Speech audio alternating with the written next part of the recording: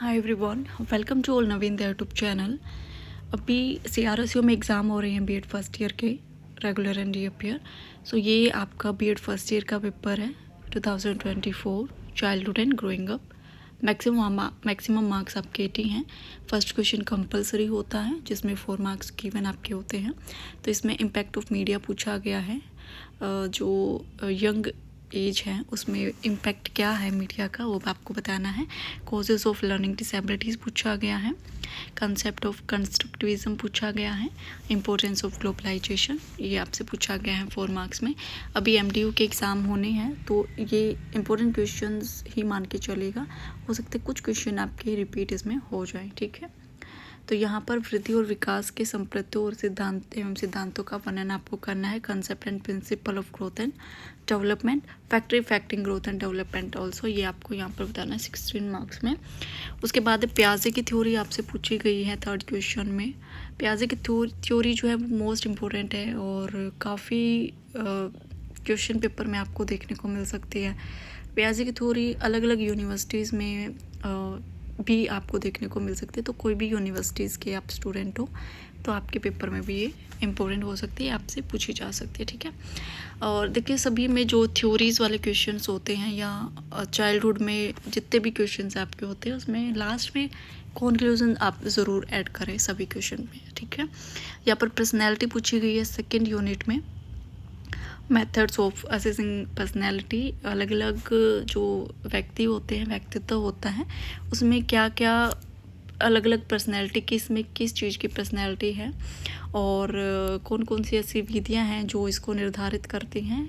कोई भी एक ऐसा मेथड जो है वो आपको बताना है इसमें, ठीक है।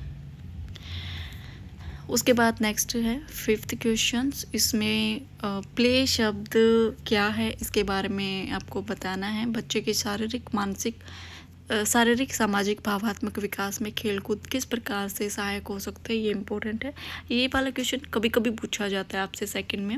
मेनली आपसे पूछा जाता है जो आपका फर्स्ट क्वेश्चन आपका होता है, एक तो पर्सनैलिटी आपसे पूछा जाता है और दूसरा आपसे पूछा जाता है आपका